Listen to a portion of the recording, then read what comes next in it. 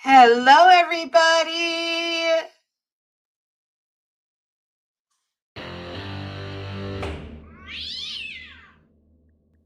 Okay, we're here for our probation violation hearings. Our first case is going to be Malik Sims, and that's you, correct, sir? Yes, sir. The record should reflect that Mr. Sims is present in the courtroom today. He has his counsel, Ms. Sierra C., present with him. We have Ms. Yeager here from the probation, or prosecutor's office, I should say, and Mr. Bennett from the probation department. The defendant appeared on October the 8th to address the allegations of probation violation, specifically not completing the batterer's intervention program. He entered a denial. Bond was set at $5,000, cash surety 10%. The defendant posted that, applied for court-appointed counsel, and that's why we're here with Ms. C. Ms. C, are we to have a contested hearing? No, Your Honor.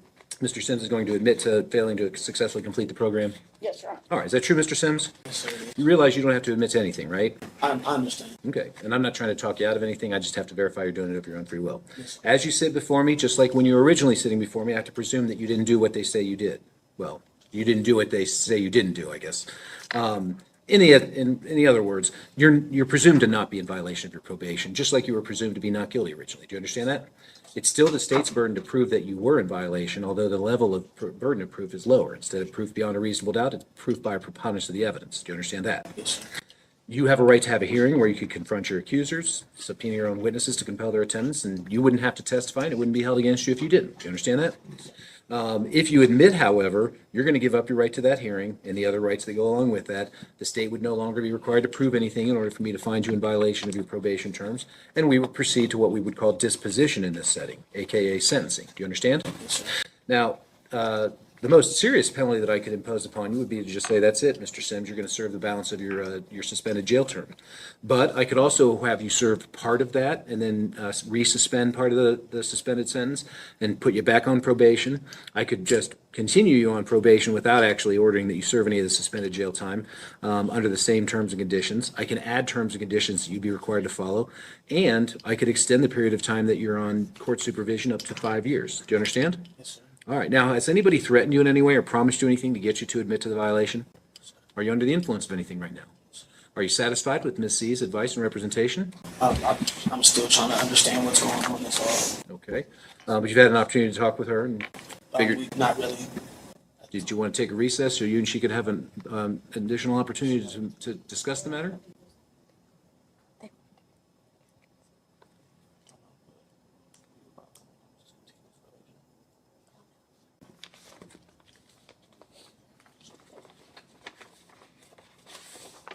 We're good, Your Honor.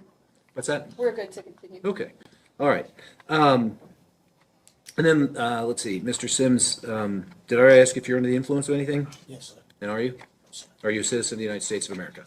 All right, very well. Court finds the admission and the waivers to be knowing, intelligent, and voluntary. The court will accept the same, find that the defendant is in fact in violation of his probation terms on that basis. Let me take a quick look here at the submission by the probation department, and then I'll give everybody an opportunity to be heard before I make any decisions. Okay, so I've had an opportunity to review the materials provided by the probation department to the court. Ms. C., what would you like to say on behalf of Mr. Sims? Thank you, Your Honor. Mr. Sims acknowledges that he did in fact violate his probation. He knows he made a poor choice in not completing the program that he was ordered to complete. He has gotten into counseling. He does that 2 times a week with growth therapy over telehealth, I believe. He is working full-time at Jimmy John's, and he's putting a lot of effort right now into working on getting his kids back.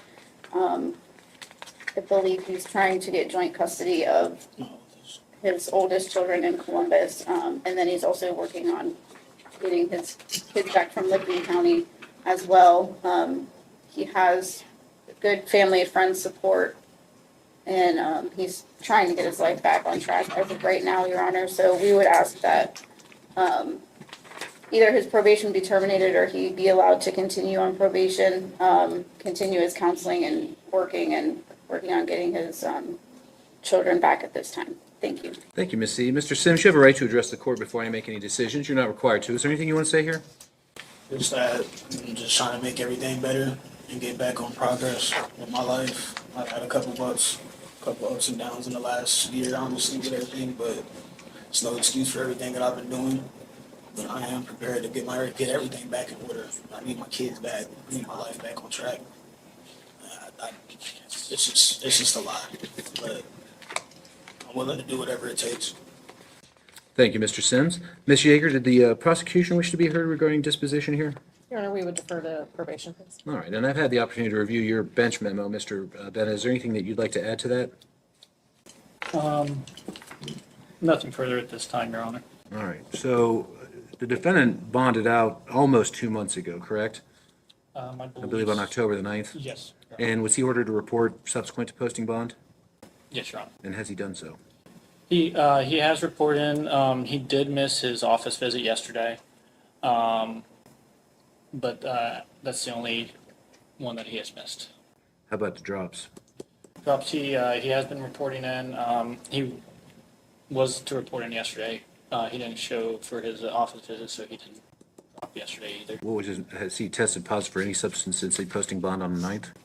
THC, and on 10/29 and 11/20 tested positive for alcohol. Okay. Let's do this. Let's go ahead and drop Mr. Sims real quick today, find out what the results are, and then Actually, Your Honor, he he did drop this He morning. did drop today. He was positive for THC. Okay. Do you have a medical marijuana card? No, sir, I don't. But I had it today. It's just been in my system. If I have to get one, that's not a problem. Well, the court would note that the positive tests were not just for alcohol and THC over the course of the defendant's supervision by the probation department. The defendant on a number of occasions tested positive for cocaine. I'm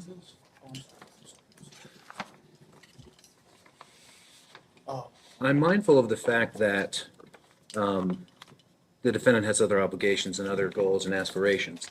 But I'm also mindful of the fact that the defendant was given more than one chance to do what he needed to do. I mean, the fact that he was told in no uncertain terms after his first termination from the BIP program about how strict they were going to be to enforce the attendance and then simply not showing up. The fact that the defendant didn't make it in yesterday for his scheduled appointment leads me to believe that at this point, the defendant, whether he protests to be ready to comply, I don't think it's fair to the probation department to make them continue to work as hard as they have, hoping that he will eventually. Mr. Sims, I want you to be able to get back on track with your children and your job and your everything else, but you have to deal with the reasons why you wound up in this courtroom first, or nothing else that you have in your life is going to be right for the rest of your life. Do you realize that? Yes, sir, I do. So here's what I'm going to do. I'm going to go ahead and I'm going to impose the 178 days that were previously suspended. I'm going to resuspend 90. I'm going to impose a jail sentence of 88 days today. I'm going to order that the defendant's probation be terminated effective upon his completion of the jail term. Mr. Sims, you don't have to be on probation in order to deal with the reasons that brought you here in the first place, all right? But this is what happens when you don't do what you're supposed to do, and unfortunately, the consequence is coming right before the holidays. So at this time, go ahead and have Mr. Sims taken into custody, please.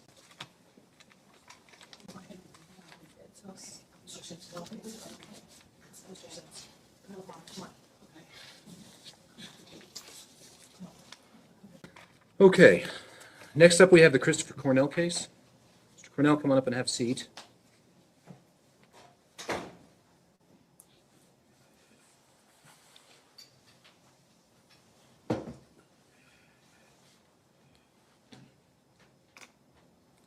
Okay, this is case number 25 CRB 00393, State of Ohio versus Christopher Cornell, and that's you, sir? Yes, sir. The record should reflect that the defendant is present in the courtroom today.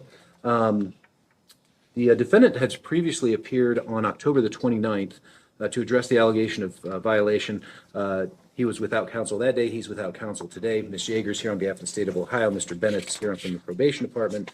The defendant did admit to the violation at that time, but because the court wanted some in-person input from the probation department and to give the prosecutor an opportunity to be heard as well, I continue the matter of disposition until today's date. Mr. Cornell, is there anything that you'd like to say before I make any decisions about what I should do as a consequence for your violation? I have been going, and I will be honest, I did miss 2 drops. I've always tested clean.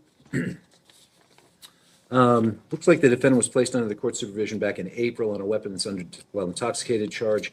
He had a 90-day jail term with 89 days suspended and credit for 1 day served. The defendant was ordered to abstain from the use of alcohol, illegal drugs, or the abuse of prescription medication. He was ordered to maintain suitable employment and follow any of the rules the probation department set. Is there anything else you want to say before I make any decision here today? No, sir, I'm just trying to get everything straight, get my life straightened back out.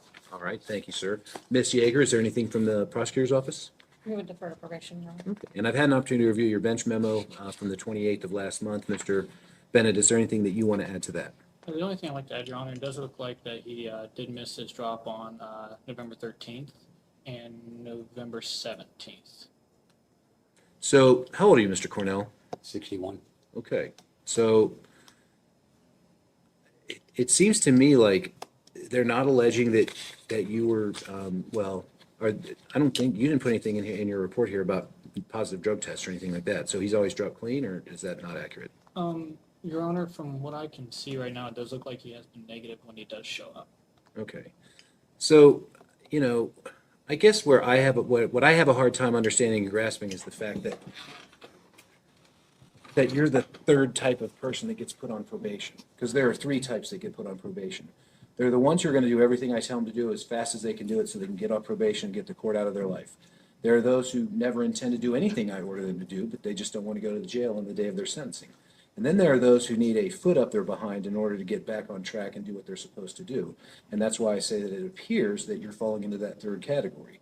I would think at your age and with your maturity, you would know how important it is to make this the priority in your life. Because look, I don't care what else you got going on in your life, whether it's a girlfriend or wife, whether it's problems at work, whether you and your friend are fighting, none of those things can put you in jail. There's only one thing in your life currently that can put you in jail, and that's this court. So why you wouldn't make this the priority to make sure that you were doing everything you were supposed to do to avoid the possibility of me throwing you in jail for 3 months is beyond me. So why are you having such a hard time to committing to the very basic things of just showing up? One day I had car problems and the other time I overslept. Are you covering for Ms. Petrick? Yes, Your Honor. How many times have you met Ms. Petrick, Mr. Cornell? 4, What color hairs does she have? blonde, Okay, and how tall is she? about 5'6". Okay. Usually it's Now, behind a desk, I can't tell. are you retired? No, I'm working. You 2 still work? jobs. Where do you work? I'm a part-time home health aide and I work full-time customer service at Speedway on Hebron Road. Okay, the one out by the industrial park or the one down by N Heath? The one next to Turkey Hill and, You guys are still open inside, you're just not selling gas right now, right? right, Yeah, that's we'll what I be thought. doing, should be doing that within the next couple of weeks. Yeah, it seems like you've been doing that construction work for quite a while. Well, Mr. Cornell, the fact is that you became court involved because of substance use. I think it was alcohol, was it not, that was involved at the day of the incident, the night of the incident, whatever it was? I guess what I want to say is the only reason you're not going to jail today is because you've been tested negative throughout the time that you've been on supervision and that you haven't had any positive alcohol readings. So I'm going to impose and resuspend your 89-day jail term, put you back on probation under the same terms. Now, if you keep missing appointments, Ms. Petrick's going to file a new motion, and even if you've still been clean that entire time, that's not going to save you next time, okay? Yes, This is sir. basic stuff. Get up on time, get to the office. All they're doing is asking you to provide a sample. You've been able to do so when you have appeared and complied with the court's order regarding the abstinence of any use of alcohol or drugs. So the fact of the matter is, do the basic stuff that we're asking you to do, and then you're not going to have to worry about this anymore, okay? And I'm not sure, yeah. So your probation period is scheduled to end in April of 2026. My hunch is if you wow Ms. Petrick between now and the end of January, you may even get off early, but you're going to have to step it up, understand? Yes, sir. And if she files again, like I said, probably not going to be any more saving graces. So get this done and get it on with your life. Yes, Do you have sir. any questions? No, sir. I'm going to order the report down to the probation department before you leave the building, just so you can schedule your next appointment with Ms. Petrick or whoever you need to see down there. But Mr. Bennett, make a point to note to Ms. Petrick that if the defendant does miss any additional drops or office visits, we can always ask, if not a full-blown revocation proceeding, for a status conference for me to inquire of the defendant as to why he's still ignoring the court orders. All right. Mr. Cornell, do you have any questions? No, sir. Anything further, Ms. Yeager? No, Your Honor. Anything else, Mr. Bennett? No, Your Honor. All right, very well. That will be all. You may go to bailiff. Thank you all for coming and spending this time with me. I love every one of you. Be safe, be well, sleep sweet, and much love.